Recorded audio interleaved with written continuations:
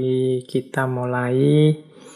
Monggo teman-teman yang mau menyiapkan ubo rampenya kajian kita malam hari ini, ya karena kita masih jarak jauh, kopinya disiapkan sendiri, cemilannya disiapkan sendiri, posisinya juga disiapkan sendiri. Keuntungannya kalau jauh kayak gini kan teman-teman bisa sambil tiduran atau mungkin juga sambil tidur beneran. Nanti didengerin lagi rekamannya. Sambil ngobrol, sambil ngopi juga asik.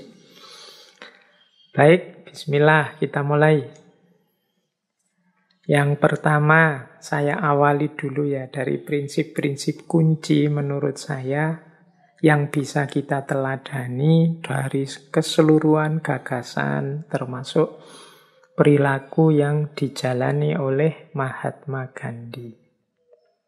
Yang pertama, ini prinsip-prinsip positifnya. Jadi beliau, menurut saya, gagasan-gagasan beliau punya 3 ciri yang jadi kunci dalam hidup.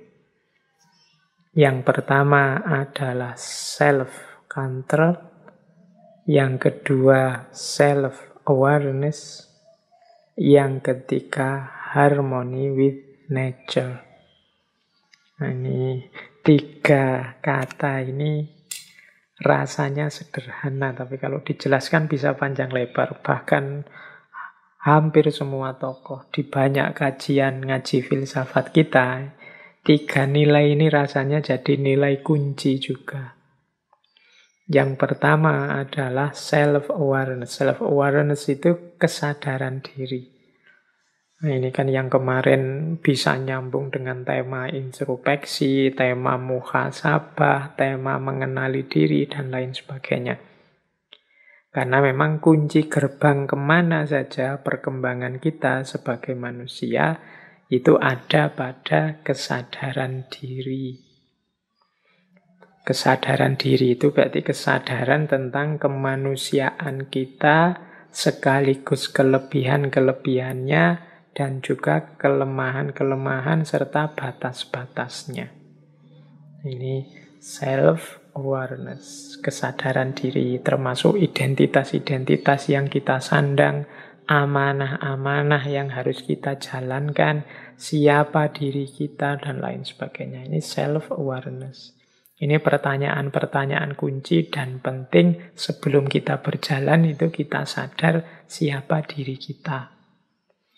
Yang pertama itu, kalau sudah mengenali diri, menyadari diri, baru setelah itu self-control.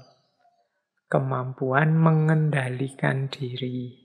Mengendalikan diri itu ya seperti saya bilang kemarin-kemarin, kita harus pinter kapan ngegas, kapan ngerem, kapan lari, kapan istirahat, kapan jalan saja, tidak usah lari. Nah, ini namanya self-control.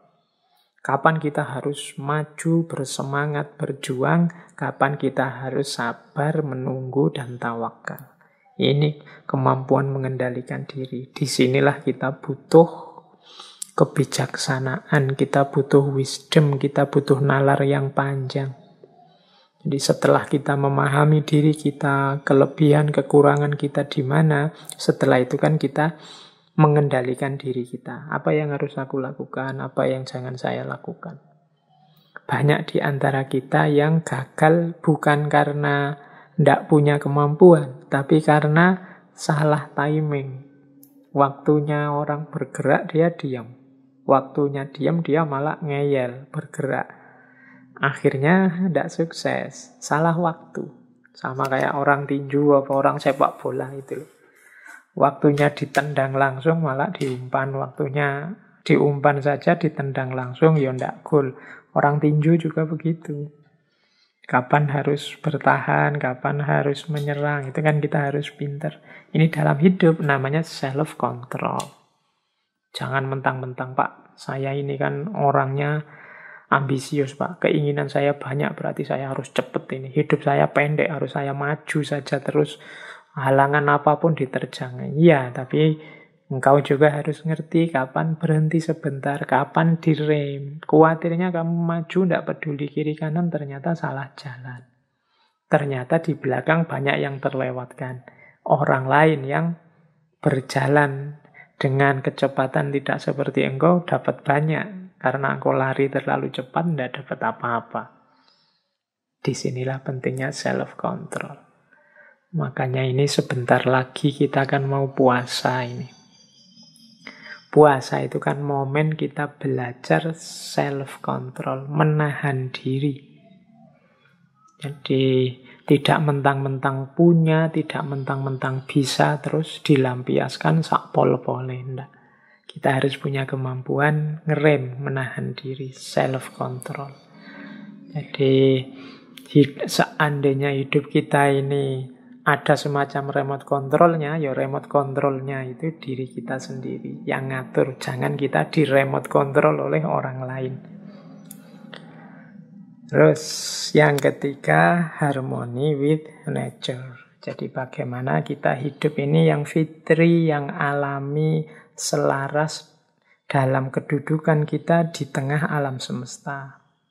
Jangan memposisikan diri di luar nature, apalagi di atas nature. Kita ini bagian dari nature dengan kelebihan dan kekurangan kita sendiri. Jadi ini yang ketiga. Hampir semua ajarannya Gandhi ya ada karakter tiga ini. Self-awareness, self-control, dan harmony with nature. Harmoni dengan alam semesta.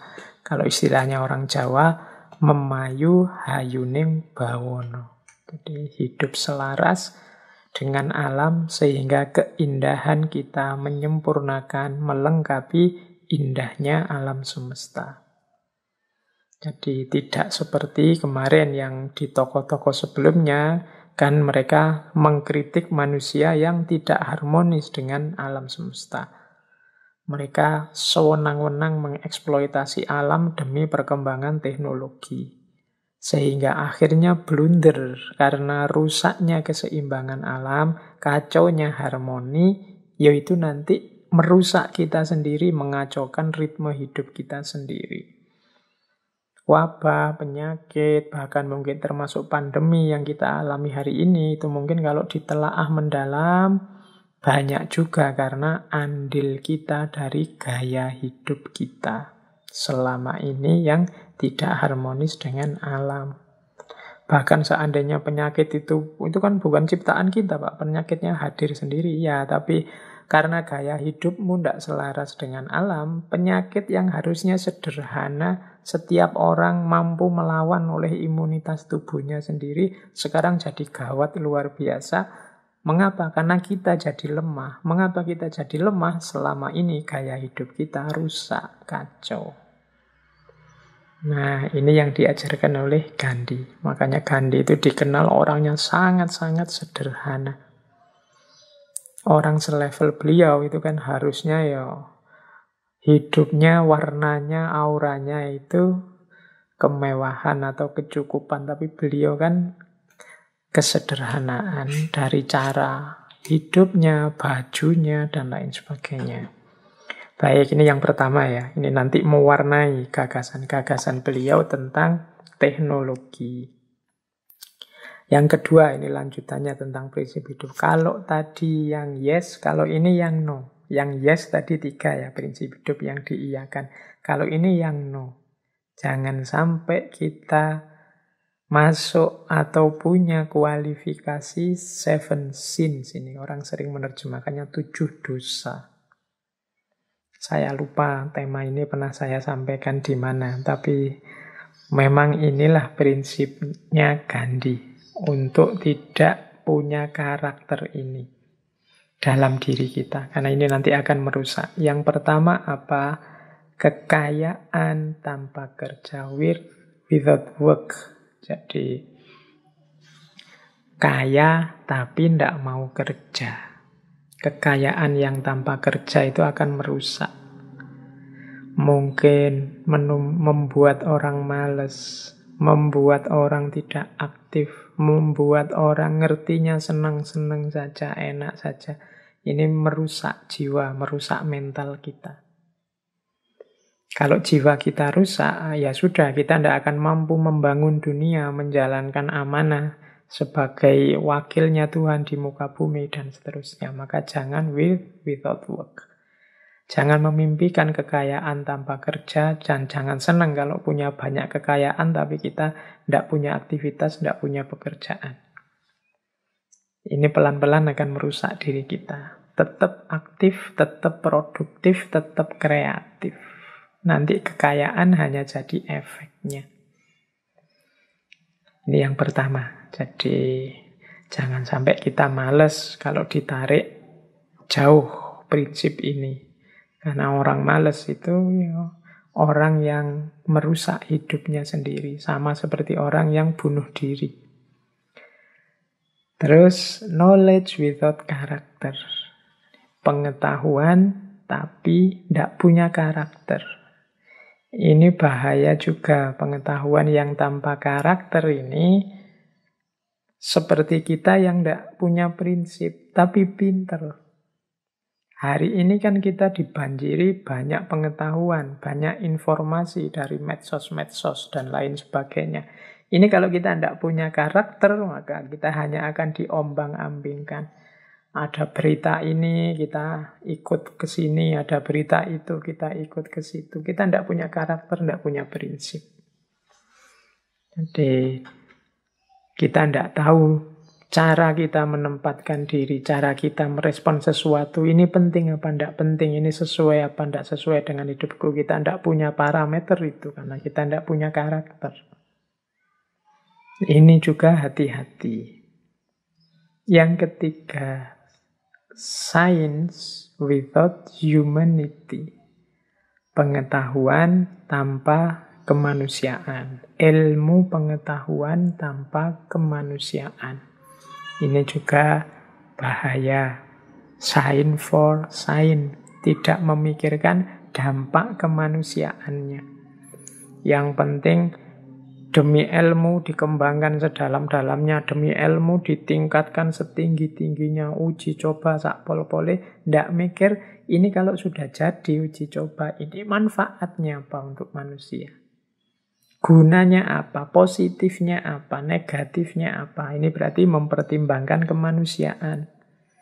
Wong sains teknologi itu kan kita yang mengembangkan, harusnya dia punya kontribusi yang positif untuk kehidupan kita. Jangan sampai science without humanity. Apapun sainsnya, termasuk ilmu-ilmu eksakta lah, ilmu-ilmu sosial, humaniora. Ketika dia diproduksi oleh manusia sebagai sejenis ilmu pengetahuan, harusnya punya kontribusi yang positif untuk kemanusiaan. Tidak malah jangan sampai juga ilmunya tambah, teknologinya meningkat, tapi kemanusiaan semakin turun. Hidup sebagai manusia semakin tergerus. Wajah kita sudah bukan lagi wajah manusia, mungkin wajah robot yang mekanis, mungkin wajah binatang, bahkan mungkin wajah setan karena isinya hanya dengki dan ingin menjatuhkan yang lain. Nah, ini science without humanity. Kemudian politik without principle. Jadi politik yang tidak punya prinsip. Politik yang hanya ingin enak saja, numpuk kekayaan saja, menang saja di atas yang lain. Prinsipnya hanya menang kalah. Aku harus menang, yang lain harus kalah. Ini juga bahaya untuk kehidupan kita. Jadi politik yang tidak punya visi. Politik yang dijadikan pekerjaan, karier, sebagai yang utama. Nah, kalau dia sebagai yang berarti tidak ada lagi target selain itu, apalagi mempertimbangkan kemanusiaan. Ini juga hati-hati, bisa membahayakan hidup kita. Kemudian pleasure without conscience. Senang tanpa kesadaran. Mentang-mentang enak, dilanjutkan. Terus mentang-mentang senang, diulang-ulang itu. Terus tanpa kesadaran. Tidak masalah kita menikmati hidup, menikmati anugerahnya Allah, tanda kita bersyukur, tapi tetap dalam kontrol diri, tetap dalam kesadaran. Kalau tidak, nanti lahirnya euforia, lahirnya ekstase. Orang yang tidak sadar dalam kesenangannya, kenikmatannya, kegembiraannya. Sehingga kadang-kadang ucapannya tidak kontrol, perilakunya tidak kontrol. Mentang-mentang menang, senang, terus ngomongnya malah menyakiti, perilakunya menyusahkan orang, dan lain sebagainya. Ini jadi diingatkan yang sedang senang tetap sadar ya, tetap ingat diri, sadar diri. Biar tidak masuk ke dalam jebakan pleasure without conscience. Kemudian commerce without morality.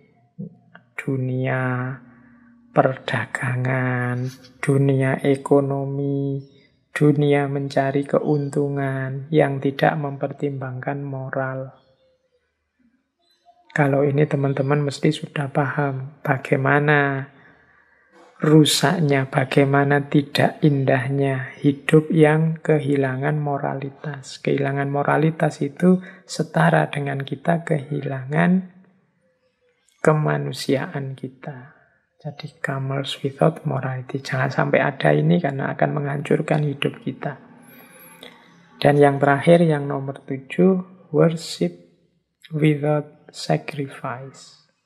Worship without sacrifice itu menyembah atau sebut saja beribadah, tapi tidak mau berkorban. Nama lain dari tidak mau berkorban itu tapi tidak ikhlas, tapi penuh pamrih, penuh kepentingan-kepentingan. Di titik inilah nanti kalau tidak hati-hati, akhirnya amal akhirat digunakan untuk kepentingan sementara duniawi. Amal akhirat yang mulia dijadikan dalih untuk meraih kesenangan dunia yang sesaat, sementara, bahkan negatif. Itu karena worship without sacrifice. Makanya agama itu selalu mengajarkan kita mbok yo ikhlas, mbok yo tanpa pamrih, wong yo segala anugerah yang kita miliki itu bukan karya kita, tapi pemberiannya Allah. Wong berkorban sedikit saja, sholat kan ndak, atau zakat kan, atau puasa kan ndak harus kemudian minta bayaran kontan. Eman-eman dan seterusnya. Jadi worship without sacrifice itu maksudnya ya mari kita beribadah, menjalani agama secara ikhlas. Tidak karena pamrih-pamrih yang sifatnya pinggiran, tidak penting. Eman-eman kehidupan mental, spiritual kita. Ini juga akan merusak hidup kita. Oke, baik. Jadi ini prinsip yang no ya. Jangan sampai ada ini dalam hidup kita. Kekayaan kita ya hasil kerja keras kita. Pengetahuan ya, ilmu ya, tapi tetap berkarakter dan demi kemanusiaan. Berpolitik tapi kita punya prinsip-prinsip. Kebenaran, kebaikan, keindahan, harmoni yang ingin kita wujudkan dalam kehidupan berbangsa, bernegara. Seneng oke, menikmati hidup oke, tapi tetap harus sadar dalam kendali kesadaran.